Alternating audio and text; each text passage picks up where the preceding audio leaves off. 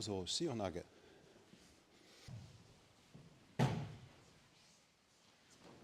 Okay, check this. So there's a few details you have to consider in the Kimusubi Endo Sensei's way of teaching, or our way. So first of all, the beginning, like the hanbi, is quite narrow actually. So if I would turn my front foot in the same parallel stance, it's like hip to shoulder wide in between this. Of course, if I turn there, it looks like even closer, because the turning point was the front of the foot, not the heel from here. Okay? So it's quite narrow. Second, of course, you apply kuzushi already by using your legs and your center. Now, at this time, the shoulders are still very free, so they're kind of gliding or hovering or surfing on the contact. They are not locked or pushed downwards. They're free. Okay. Now, step work for omote is this change. This moment, you place your second hand so it becomes workful after turning and crossing underneath the arm by itself. And my elbows, they stay close to the center line. So if I'm here, I come underneath by my body, and within this moment, sorry, turn around, this hand comes into function. Now, of course, we extend the grasp arm, but this is still not grasping tight. It's just in connection. So if I would feel uke to not follow or not keep the connection here proper, this hand is very easy to go to open spots. It's not me holding like that. And the second hand, after getting free, comes to support this position. Now for Uda, we show from here, it's the same principle. So first we give influence to the balance, and we come around with the tenkan movement. Here my hand comes into the position, and I come underneath to bring this hand into a functional grasp. Open and extend. Again from here, Uda. So tenkan ho. Here the hand finds automatically the place to connect and go down. And one more time. Omotewaza from here. Change position.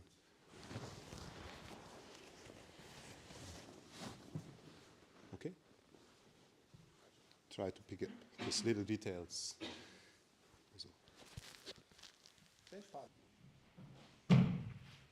Okay, one more thing.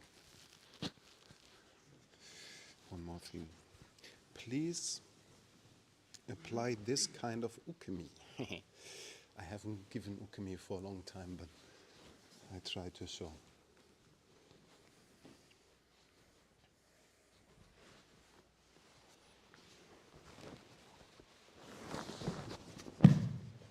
So, I don't hesitate or hold back to take a safe position for my shoulder, elbow, and wrist joints. What means, here, I take myself into a position, or I take a position, where I come to this stance. And if I go down now, I don't change this situation, just take ukemi with the leg. Some of you change the angle of the upper body and step back and lean forward. This is very dangerous. Now, because we are taking care and we don't grasp strong or firm, it's okay, but if somebody takes a strong grip and goes quick and you lean forward, you actually accelerate the stretch or the joints pressure. So all the time I show a kind of mistake.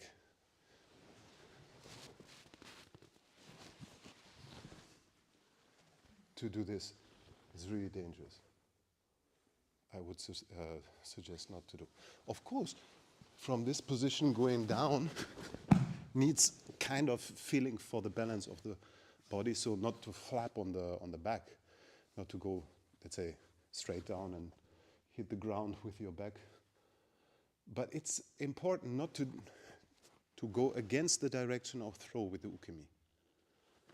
It's a little bit more active by the knees, especially. So the leg work must be more leg work down and take your leg work to not change the upper body position, especially in the moment of throw. Okay? Okay. Hi. Excuse me. Alfonso, onegaishimasu. So take the same entrance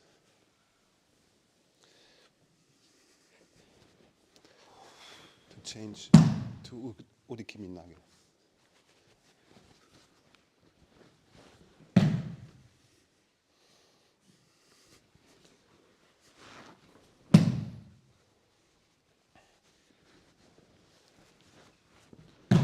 Okay? Dozo. Please check how much upper body do you need to throw the partner.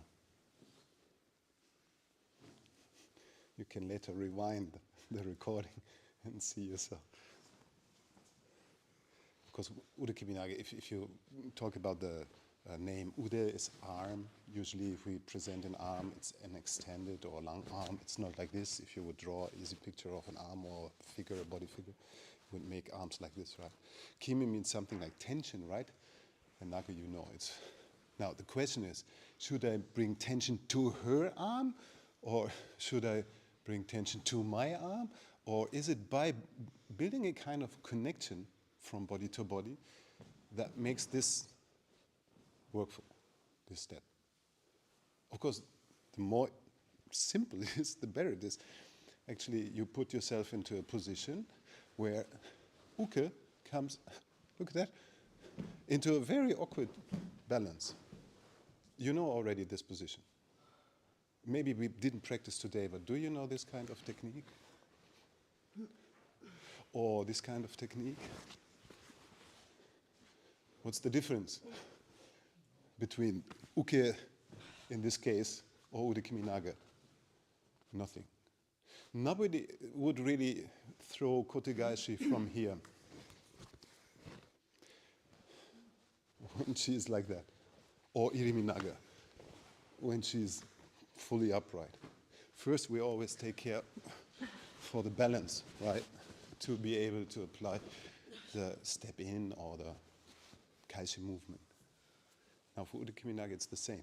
So you have the tools to change by your step work and your hand connection, uke's balance. Now put myself into a position where the connection by an extended arm brings in some tension to finalize the balance breaking or losing balance. So it doesn't need upper body pushing. It's basically leg work and center.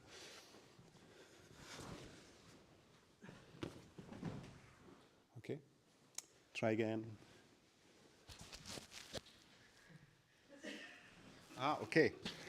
Because we already talked about ukemi, or how to respond for shihonage as uke, to not stress your own elbow or shoulder joint system. It's also for urikimi nage super important to be ready and not too one-dimensional according the direction of form. For instance, if I would feel in this moment something like leaning on me, towards me, okay? Actually, it's very dangerous for the elbow So you should be ready to be able to drop your weight to the front. On the other hand, it's more than that. If you would like lean on me, it's perfect to change the direction. Maybe it's not Udakiminage as normal, but if there would be some, like leaning towards the connection on the arm, it's very easy to take away your balance to the opposite side. So here, the ukemi should be not, slowing down or breaking, because it will end up in stress for the joints. Or, even worse, if it's too much, of course, it would lead to a counter movement to the opposite direction for Tori. It's not kata in this case, of course, but be aware. So make yourself ready, so to say. If I come to this point, you should be sensitive and ready to take ukemi easy, okay? Not with too much heavy feeling, all right? Okay, we have a dilemma here. Look at that. I'm trying to explain something without words, but by give a massage to the rib cage. What I've showed was like this. So actually, I take control, but then I take a different position and I enter or expand to the area where he doesn't have a support. Look at his legs. Please, can you lift your hakama a little bit so we can see your hanmi?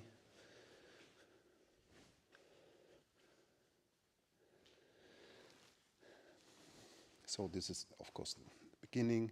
Now I start influencing his kuzushi. Now, I replace myself without letting him go somewhere. And then I project and expand to where he doesn't have any support. If Bernd would be free to step either forward or backwards, it wouldn't be possible. If I do this, he could step. Because the point of connection, I move and I cannot control his second hand. He's free to step. Maybe it's not the front foot to step, actually. If I come here, you are, now you're trying to operate as an engineer. No, just natural. If I go here, you are free to step forward with your backside. Forward. Forward. Yes, because you can come around me and I'm in the prop. Well, I would suggest if you go there like this, it's easy for me to come with my second or backside to the front and reach out with my free hand. So because of this is a problem for me. I need to make sure this is not happening. Now I have changed. And now I can project downwards and extend towards his backside in this case. There's other techniques where you expand the kuzushi or the direction of losing the balance to the front. But in this case, we use the back. Now, if I would move the front, even if I take some initial kuzushi, but now I move everything, he's free to do whatever he wants. When I took his balance, of course, I need to keep him and then replace myself to finally give him a direction he cannot support anymore. Okay? Try again.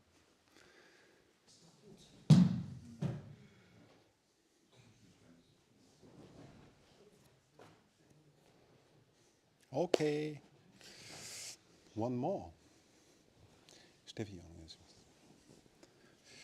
Now we do this.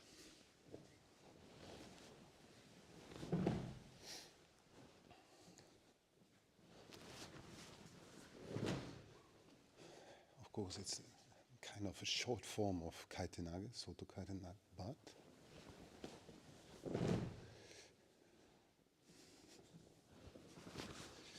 for me it feels about the same kind of technical complex. We always started with applying some kuzushi to the partner. And then we used to change by step work to get into a position where we could place our body in a connection what made a final nagare, right? So it was with the udikimi nage or shiyu nage or sumitoshi tema. Was always like by step work we created the opportunity to get behind the connection point in a way to then project the partner towards no support direction. Now say, of course I influence your balance. Now I change my position to give space to get behind the point of connection. Super slowly. Here I'm behind the point of connection. And now instead of projecting behind like in the technique before, I project her balance to the front, where she cannot stand. Stepping in, I can turn around and support this throw. Okay? I try a little bit. Okay. So today's topic was, after applying the initial kuzushi by the connection in the beginning, to use step work to get in such a position behind the structure of connection that you can easily apply the function of the form.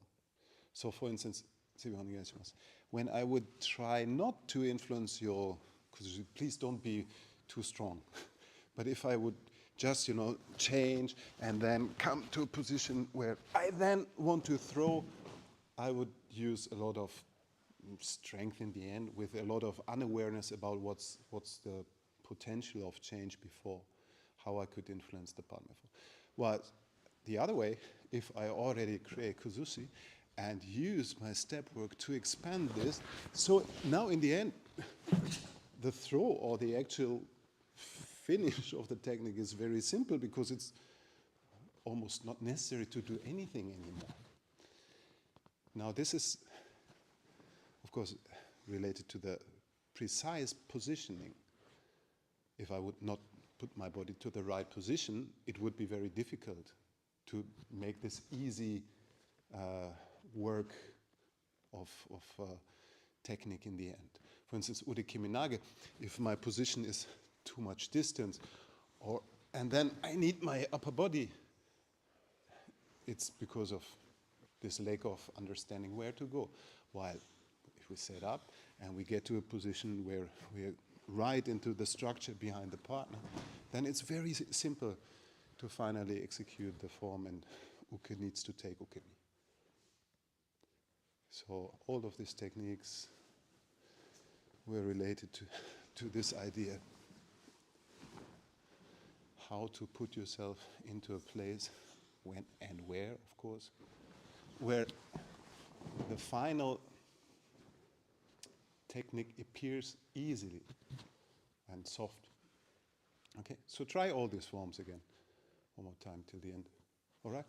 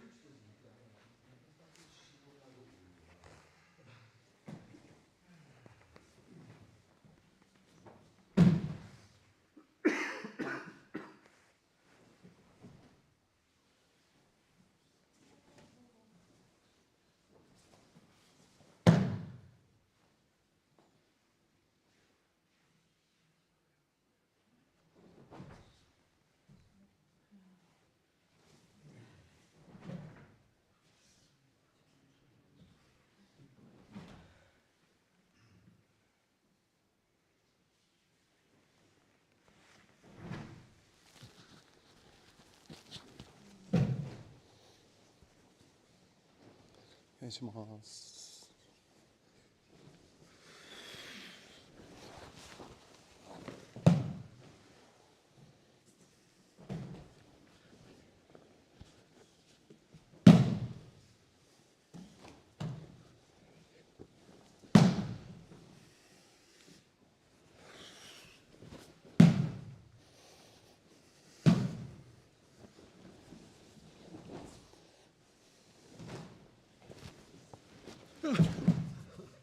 Okay.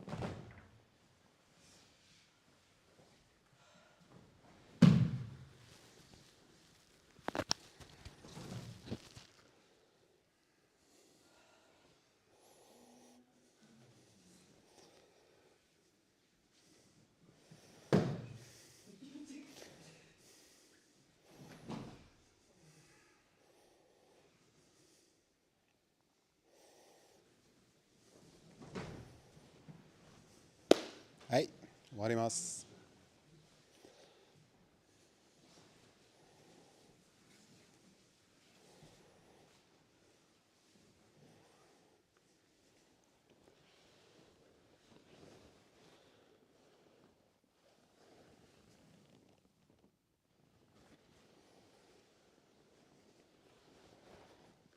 ありがとうございました。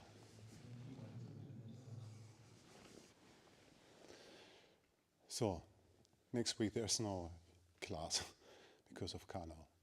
We close down and pick up all the defenses. All right, have a good night.